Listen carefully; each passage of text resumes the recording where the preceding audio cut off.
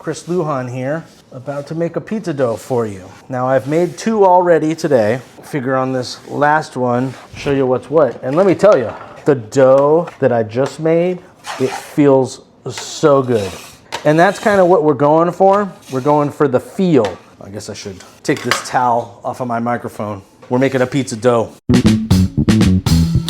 I'm Chris Lujan. I am called BINDU. This is the I Ams. There's 2 things I get out of the feel. One is the tackiness, how sticky it is. And then the other thing I'm looking for is how pliable it is. As I knead it, there is a point at which all of a sudden it just feels right. So the first thing we gotta do is weigh out the yeast, and we're going by grams. We have our own recipe that has kind of come to us over time with all of our experiments. BINDU knows, he was there for the whole thing. And we've gone through quite a lot of different doughs. And we finally came to what we think is our dough. And we're going for a 70% hydration here. Hydration is how much water you have to flour. So let's just say you're using 1,000 grams of flour, then 700 grams of water, or milligrams, which basically equates to the same thing weight-wise. 700 versus 1,000 would be 70% hydration. That's what we've come to, 70% hydration. Although once I work it, I mean, it may end up being 67%, I would say, maybe, once I've added flour to it as I go. So right now I'm heating up the water. So we use filtered water, and to bloom the yeast, we're shooting for 105 to 110 degree water.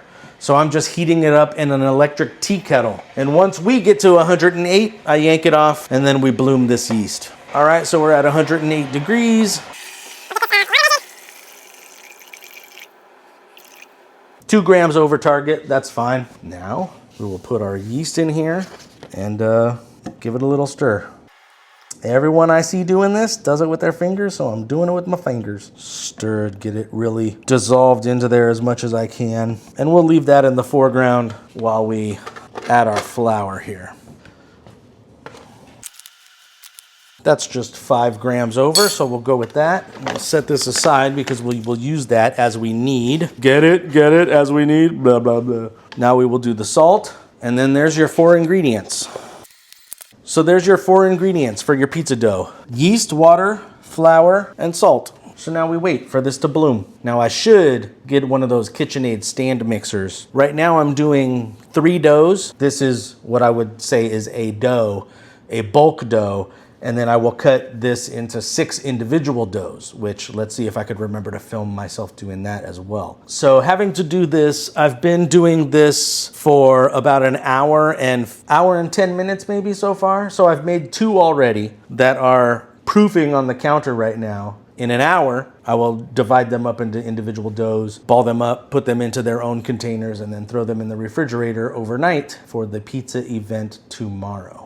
So right now we're just making sure that the yeast is alive. I mean, I've already made 2 doughs, so I'm pretty confident that it's alive. But I let every dough go through this process just to be sure, because we ain't fooling around. If I had a stand mixer, it could be making doughs while I'm doing other stuff, getting this ready for oh, here we go. We're about to bloom. You could see it coming up. I guess that'll do. It wasn't the fireworks display that we get sometimes, but we know that it's alive. So we're gonna start incorporating this, and I do it maybe 1/3 of the water at a time. And I just go around the outside like this pretty much. Oh, and a stand mixer would have the muscle to get none of it to stick to the bowl, because that's the problem that I have with doing it by hand with this silicone spatula. Is it sticks to this bowl sometimes, and I probably lose, not a whole lot, maybe 10 grams of dough. And we're going for 250 gram dough balls. So realistically, all of this will make, a 1,500 gram dough that will then be split into 6 250 gram dough balls. And like I said, I've done this 3 times. So out of this, we're getting 18 dough balls. So tomorrow we will make 18 pizzas. I have the salt here still, but you can't incorporate the salt too soon or it will kill the yeast, or at least have negative consequences on the yeast. It'll get out a switch and beat the yeast senseless. So we want to mix it up. A lot of this is by feel. I couldn't tell you a definite answer as to when to add the salt. It's just like by look, by feel. Maybe someone else on the interwebs has a what to tell you. But we're getting there, because I do like the way that the salt kind of helps the dough come together. I don't want to wait too long. I guess now's the time. And I kind of do this in thirds as well, maybe. So let's get some of it in there, get it mixed in, kind of like the same way I did the water. Brandon wanted me to film this. I think he just wanted to watch me sweat. All right, so this is why I say when we start at 70% hydration, but we may end up at maybe 67, 68. It's because I'm constantly adding flour. And again, this is a feel thing. I'm just waiting to get it to feel right. Okay, I'm gonna keep that because that's what I'm gonna put this dough in.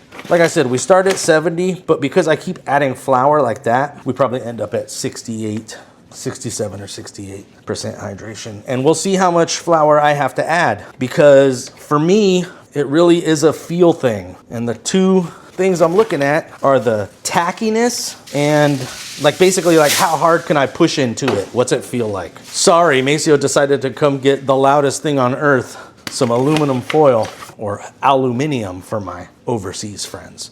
So now I'm basically just like kneading it. Basically have to knead this for 10 minutes. And this is the work part of the pizzas. The rest of it, I mean, I guess cutting up vegetables, because we don't buy any, like, I mean, the only thing we really buy that's pre-sliced is the pepperoni. But everything else we cut up ourselves. We cut up our onions, we cut up our mushrooms. We don't even buy pre-sliced mushrooms. Cut up our zucchini. We have to cut up the spicy sausage.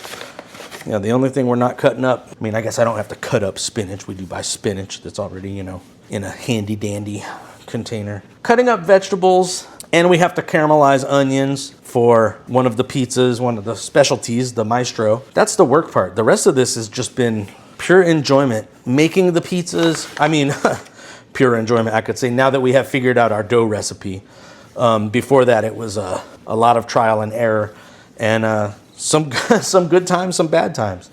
But now that we've got the dough figured out, I would say the only work part of the whole thing is making the dough and cutting up all the vegetables and the spicy sausage. After that, it's all just pleasure. Making the pizza is pleasure, stretching the dough. In fact, like I said, I'm gonna cut these into 6 individual doughs. I enjoy that part. It's just this part. I mean, I wouldn't say I don't enjoy it, because my wife was out here and I was like doing the second dough and I was like, oh, this one feels good. So there's some, it's not all bad, but it is the work part, because you really are, as you could tell, really working this dough. And this dough is starting to feel really good as well. Nice and pliable, it gets soft, it gets stickier as you go, because it starts to incorporate, I guess the water works its way out and, you know, it gets pretty sticky. So you have to keep adding flour as you go, but this is feeling really good. So I think that's what you would get. See how it's not sticking to the counter, it rolls off? If I let a stand mixer do this, it would get all of the stuff off of the sides. And while this is happening with the stand mixer, I could be cutting up ingredients, making the sauce, dough done by hand, sauce made by hand, everything is cut by hand. So it's how sticky is it? Not very sticky at this point. It's still sticking to my hand a little bit. It bounces back, which I guess, you know, is good. But the way that I can press on it, the way it feels, that's what we're looking for. Feels good. It's nice and soft, not too sticky, pulls up from the counter. I honestly wish I could tell you more, but like it really is just like a feel thing, which I think means I know what I'm doing, but I sure can't talk about it. Or maybe I am talking about it in a meaningful way. Flour, water, salt, and yeast. Our measurements of, we probably go a little heavier on the yeast than most, because like I said, Maceo's a scientist. We're getting there. All right. So this is the top to this. I'm gonna have to wash this out. So we need to put some olive oil in this guy so that the dough doesn't stick. Just use this brush here, get up the sides a little bit. So we'll let this proof on the counter for an hour. So let's see, let's just get a nice little ball going here. This is how I've seen other people do it, but this is just the bulk dough. Boom. All right, put this top on it. We'll revisit this in an hour. Make sure to like and subscribe and join our Discord and Patreon. Check out our links. Now back to the show. All right, so I believe BINDU wants the full scoop. So I put my doughs into these little reusable Tupperware things. I've already balled up 12 doughs, so now we will ball up the remaining 6. So we must put olive oil in these so that the dough doesn't stick to it. This is like I'm doing like a legit cooking show here, huh? Was that the plan?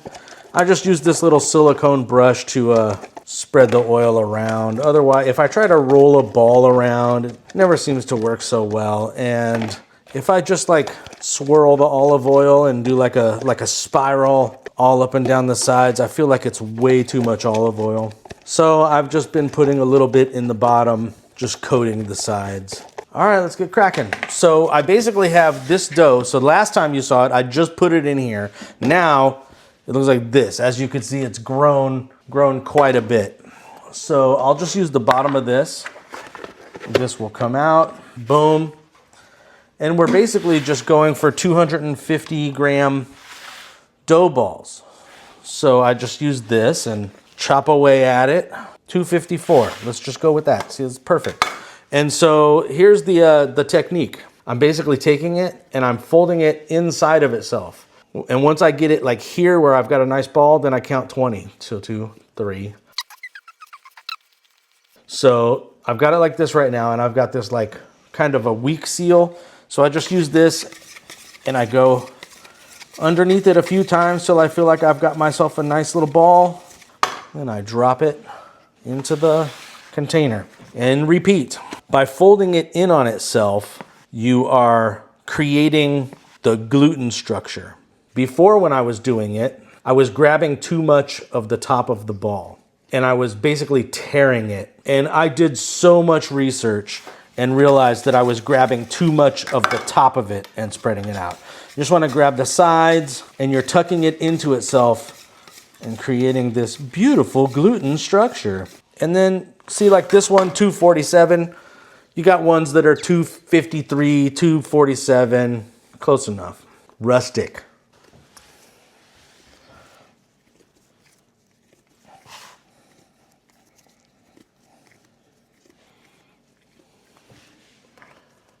$19, $20.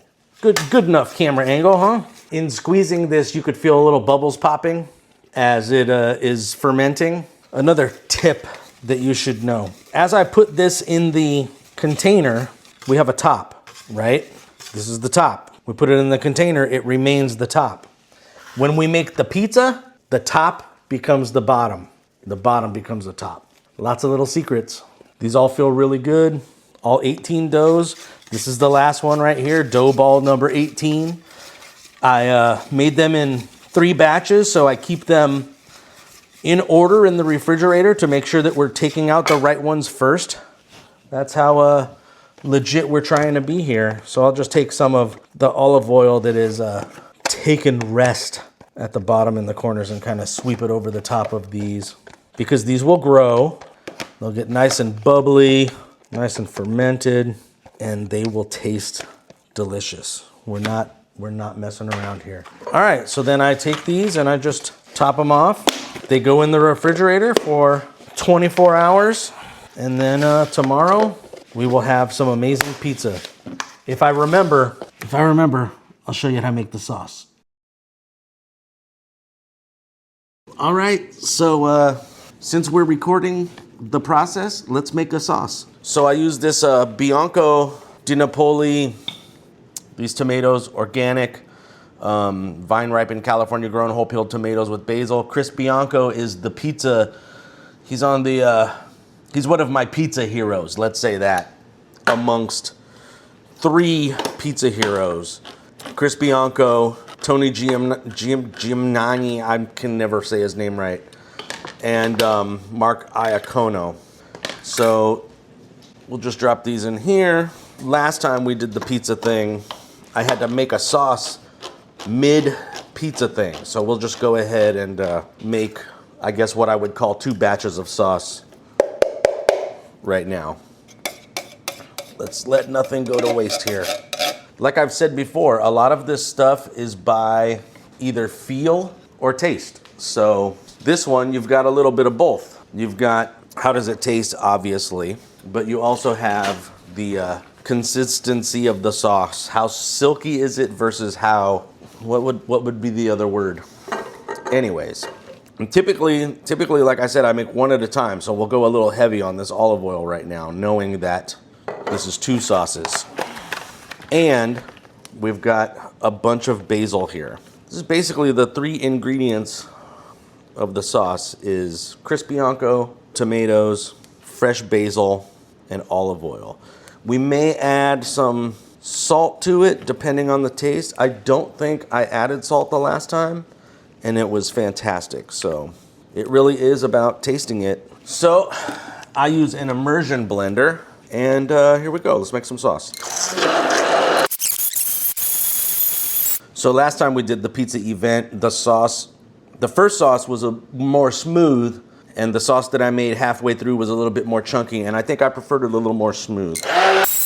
All right, let's taste this guy. See what we're working with right now. That's not bad as is.